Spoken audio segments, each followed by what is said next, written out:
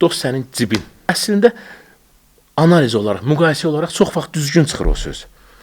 Amma yanlışı da var o sözün. Nəyə əsaslanır o fikir? Məsəl üçün,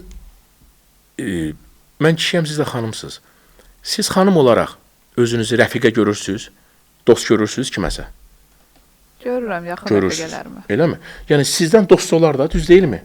Siz onda belə çıxır ki, və yaxud da mən özümü dost bilirəm. Mən hansısa bir dostuma, yanımdakı yaxın özümü, ona dost bilirəm. Ki, dost var. Dost bilirəmsə özümü, deməli dost var. Dost cib deyil. Dostu dostdan ayıran çox vaxtı onun artıq nəfis olur.